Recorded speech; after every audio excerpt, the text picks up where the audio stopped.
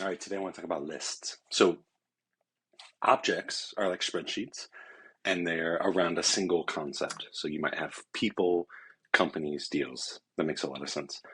There might be other ways or layers on top of these objects that you need lists for. So lists are going to look very similar to objects, but you could think of them as like a wrapper around an object.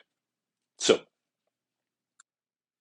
I'm going to go through 3 different lists as the concepts, and then we're going to make one together. So let's focus on lists of people for now. So this is the people object, so you can say people, email, the company they work for, maybe some tags or what have you.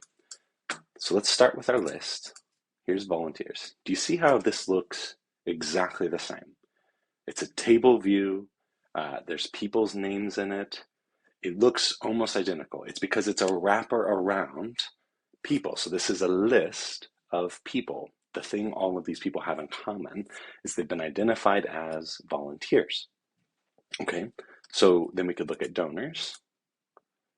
The view barely changed. All we have is donors right here, and then this people list right here. So there's something really different that I want to point out. So on the people object, you can create views. So we have created views where we could say, I want to filter by tag, or actually let's do volunteer stages is identified. And we have a list of volunteers that are identified. So why do we need this idea of a list when we can do this in just the with a view in the object? Let me try and explain why. So when we go to volunteers, what we can do is add data about what it means to be a volunteer. Normally, if we didn't have lists, we would have to add essentially columns or attributes to the people object. And a lot of those board members have different attributes. Volunteers have different attributes. Donors have different attributes. And essentially, you could picture the spreadsheet of people, the columns would just get wider and wider and wider. And a lot of them would be irrelevant. The things we ask about board members are irrelevant to people we ask about volunteers. They might have different things, some overlap, some don't. And so the people object is the primary stuff about any people. Name, email address, the company they work for. Lists add a new layer. So we could say their volunteer stage. Their volunteer term begins and ends, and the lead specific to managing this volunteer. So now when we add columns in this list, when we create this new attribute, we're actually creating an attribute just at the list level, not for all people, only for people who belong to this list. Okay, so I think I made that clear. Here's the other reason lists are really cool. We have volunteers, donors, and board members. Nonprofits, it's always messy and interconnected and weaving, and a board member is never just a board member. They might also be a volunteer. Volunteer is never just a volunteer, they might also be a donor, which is to say, they could be in different stages of these different journeys. So we have 51 volunteers, we have 3 donors. I hope we have more than that normally, and then we have 4 board members. Now here's what I want to point out. Jill Villa, this is not a real person. When you click on her people profile, which you could find from the people object, just her record, there's going to be a few things that you notice.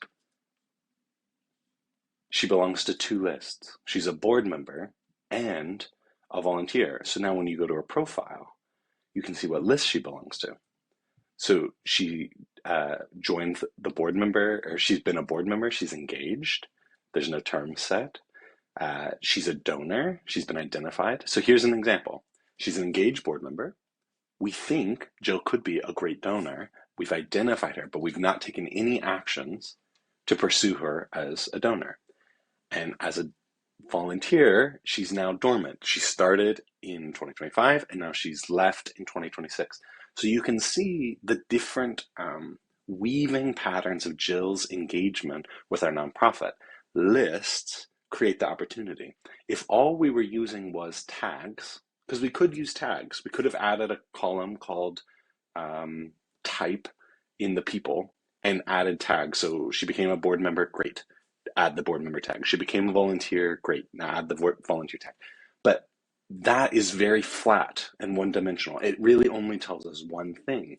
Lists allow us to get all of this other data about what it means to be a donor, about what it means to be a board member. You'll see this happen in your organization when you see different people creating spreadsheets of stuff. So you have a donor spreadsheet and you have a volunteer spreadsheet, what have you. Think of those ought to be lists.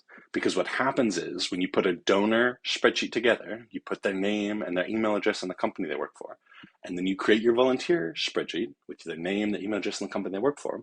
And then those things change. And one gets updated here and not the other place. And one gets updated here, not the other place. And so then when you get to the end of the year, and you're like, we need to send letters to everyone that's engaged with us, where are the addresses? You're going to have to cobble together all these different spreadsheets, and it's a disaster. Lists is the solution for that problem. So now you put all the critical data that you ask of all people that engage with you, and make it a few, don't make it a lot. Try and get as few things as you absolutely need. And it could be email address, phone number, company, and address. Maybe those are the only things you ask primarily for people. Obviously, if there's more things you can get, great. But those are the things that you could say, like, those are the required fields that we always need to ask, whether it's a volunteer, a donor, a board member, we always have to know their address, their name, their email, and maybe where they work. Okay, that becomes the source of truth for all people, regardless of how they engage with the organization. But then, if we need extra stuff, which we will, we create a list of people. So let's go ahead and do that right now. Let's create a list. So I'm going to come to list right here. And they're going to ask us some questions. I have never once used a template in my life. So I'm going to start from scratch. Okay, let's create a list of companies. All these were people. Let's create a list of companies. This will be interesting. The first thing they're going to ask is create a list of what? What is the list of? People or companies are really, those are the main ones that I could see the list being made of. Maybe there's other things you could do. Let's try companies. And we're going to say potential, or we're going to call it partnerships. So this would be like, we'll call this corporate partnerships. And let's find an icon. Yeah, a bank. Perfect. Corporate partnerships. All right, this is going to feel much like creating a custom object, but slightly different. So let's start. You could do table or Kanban. We've already done another video, and you can even see they've got this great information here. Great content from Attio. Let's start with a table, and we're just going to call them partners. Excellent. Now I'm going to create, the first thing I do with pretty much every list I make is I create a status. And this is for me to say, what is the state of this corporate partnership at any given time? So we'll call this stage is usually a good word. And let's do, I do the same ones almost every time. Identified, active, inactive. You could see engaged. That's usually like a stage. And maybe we say, instead of active, we say dormant. So essentially, they go from someone we think would be good, like a to-do list of people we want to reach out to. Engaged means we're getting coffee, we're working on what that partnership could look like. And then active means they've done a call to action that makes them active. And then dormant means that's over. All right. And the default stage will be identified. So whenever you add someone to the list, that just starts them on the journey of being identified. All right, so we'll create that. And let's go ahead and create some other things. Let's say we'll do this, and we'll say potential amount. And that's like what they might be the partnership for. And then let's go ahead and do, I want to know, we can't actually talk to a company. We would talk to a person at a company. Even though we're trying to get a partnership with the company itself, there might be 2 or 3 people that we're talking to there. So I'm going to say, this is the company object, but that doesn't mean we can't see the people. So I'm just going to put team right here. And so this is going to show me any people connected to that company we might be talking to, just so that I can keep them in my brain. And then maybe we also want to do team and last interaction. Let's see. Let's just see what it looks like. All right.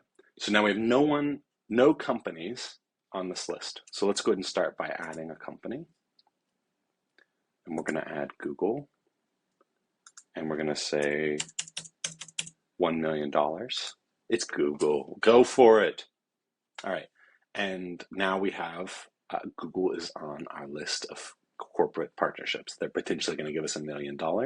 And we can see a few people who work at Google. So if I clicked here, this is Google's company profile. You can see a few things. So they're added to the corporate partnerships list.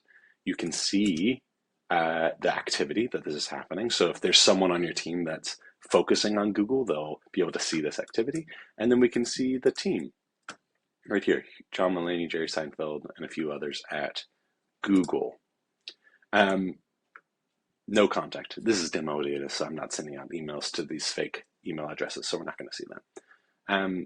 So let me show you how. Let's go through companies, and let's say, yeah, who all on here would be a great corporate partnership? We're going to add some people to the list, and I'll show you just how easy and effortless that is. We'll say those 5 could be great. So we're going to add them to a list. Because they're companies, we're going to add them to corporate partnerships. And now they're on the list, and we can go to list.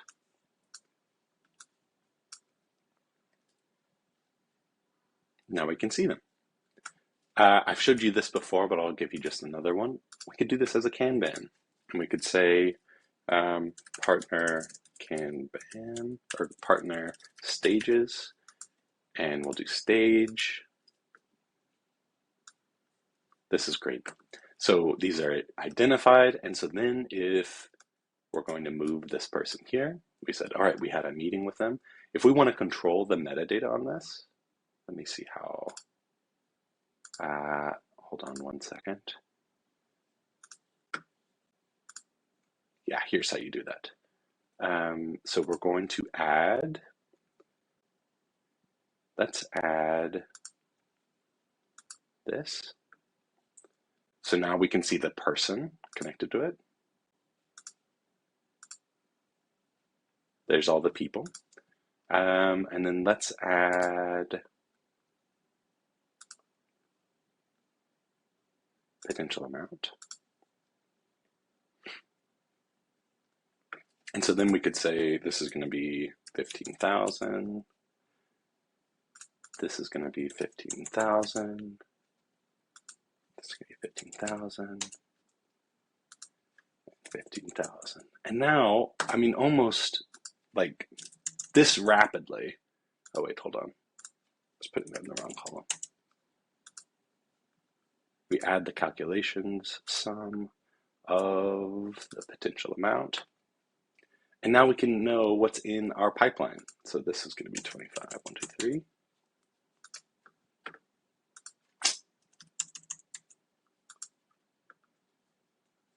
And now you can see where it's at. So when I slide Google over here, we can see we've got over $1 million in engaged. And then when Google says yes here, we can say we've got $1 million in corporate partnerships. And all of a sudden we've created what's sort of this classic CRM behavior of tracking potential partnerships. Similarly, if you click on these people, you can see that Mabel's a volunteer. That works at Pixar, which is great. And you could say, what's the company? And it's Axis Forward. And you can see that Axis Forward is on our corporate partnerships list. This is how this stuff works. People do more than one thing at any given time. They belong to companies. Those companies might have partnerships. The people might be volunteers. Donors can come from anywhere. And so this is one way of coordinating this effort. And all of this has to do with lists. It's the layer above the object to keep track of all the different journeys people are on. Hope this is helpful.